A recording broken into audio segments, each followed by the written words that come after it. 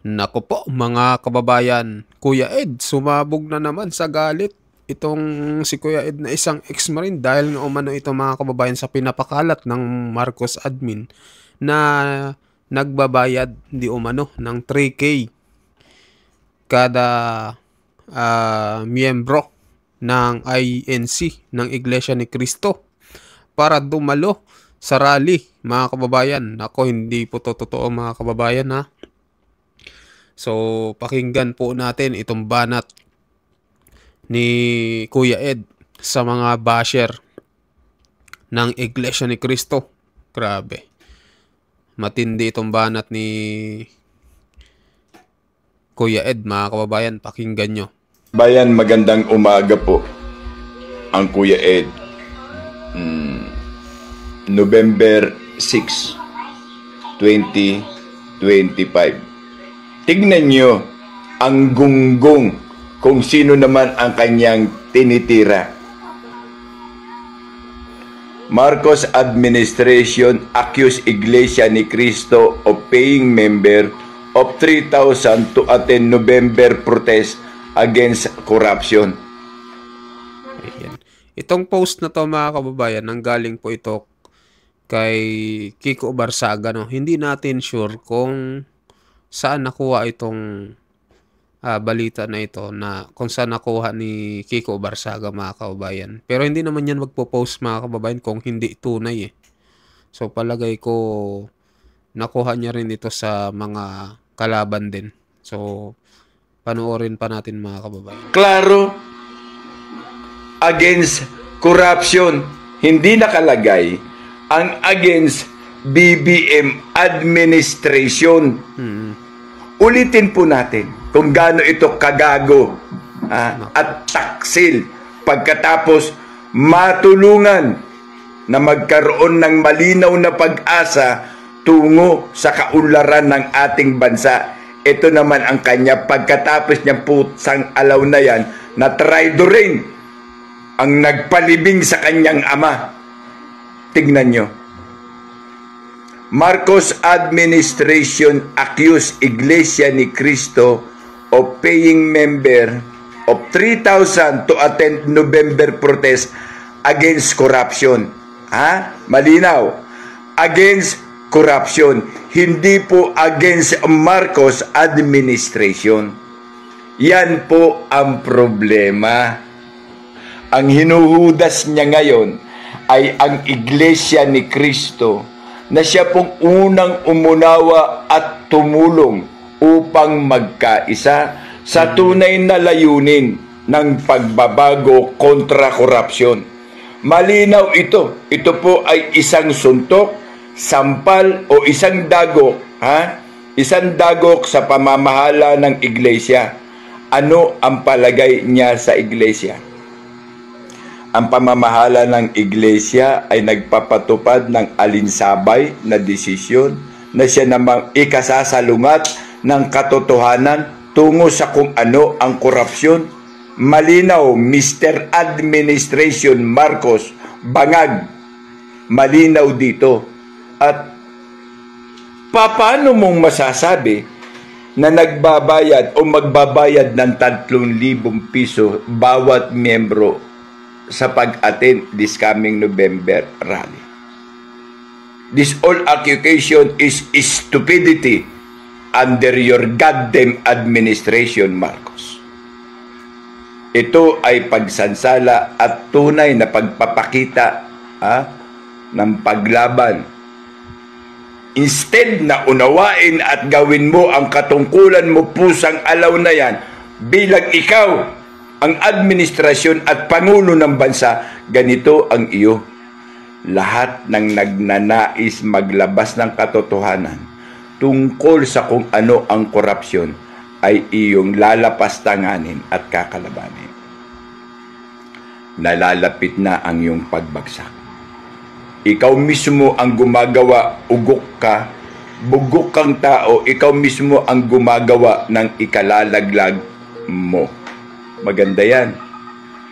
Dangan nga lang, dapat mong patunayan na ang Iglesia ay magbabayad ng 3,000 bawat miyembro. Isipin mo 3,000 bawat miyembro umatin lang sa sinasabing protest against corruption. Bugo kung hindi ka ba namang gunggong protest against corruption, you are 100% admitting that your administration is corrupt. Stupido! Usang alawbog. Iyan ang mahirap sa takbo ng utak ng isang gumagamit ng cocaine. Naku. Stupido. Hello, Mr. President. Stupido. Para kang palabas ng luka. Isa itong dagok sa'yo. Iyan kung kaya mo ngayon ang sagot ng iglesia.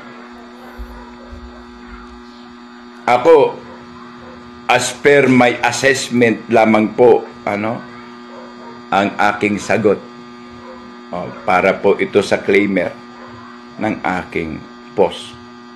Yan po ay assessment ko lamang dahil kilala ko ang patakaran at pamamahala ng iglesia. Alam po namin na grabe ang pamamahala dahil ayaw niyan makisampid sa mga istorya na walang katotohanan. Pero pag once na po ang iglesia na ang concern, hindi nyo po kakayanin. Dahil ang tunay na pagkilala bilang Kristiyano, bilang isang reliyon, bilang iglesia po ay mataas na kalidad. Mataas po ang kalidad.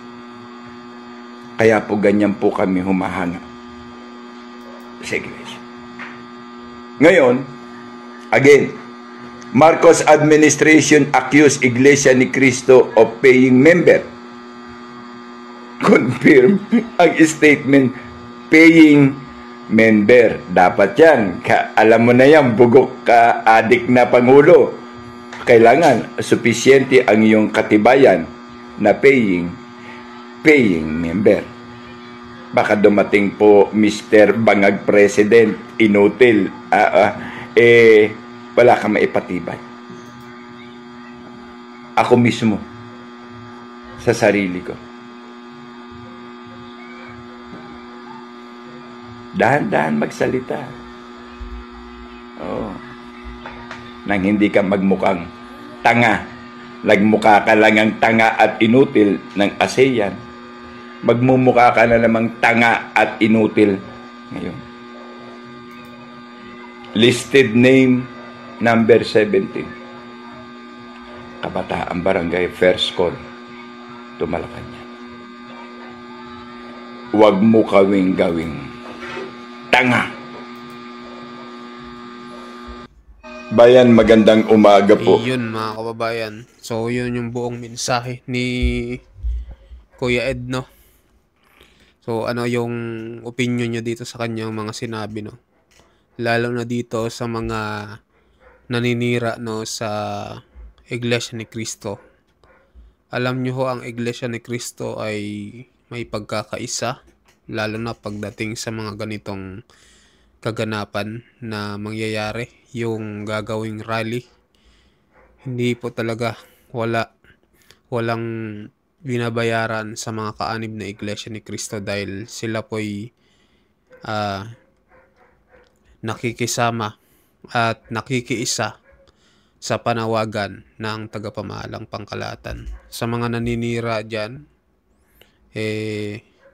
bahala na ho ang Diyos sa inyo kung ano yung hatol sa inyo, yung parusa. Kung sino man ho yung nagpakalat nito na nagpapabayad ng 3,000 kada miyembro para lang umaten, Diyos ko, baka kayo pa hong bayaran ng Iglesia ni Cristo. Mayayaman ho ang miyembro ng Iglesia ni Cristo. Hindi ho nila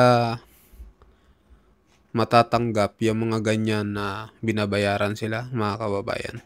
Mayayaman yan sila, hindi lang sa yaman ng material na bagay. Mayaman sila sa pagmamahal ng Diyos, mga kababayan. Kaya hindi mababayaran ng salapi yung kanilang pagkakaisa. Maniwala kayo sa akin mga kababayan. So, yun lang po. So, anong mensahe nyo dito sa opinion ni Kuya Ed sa kanyang mga sinabi dito sa paninira patungkol sa Iglesia ni Cristo?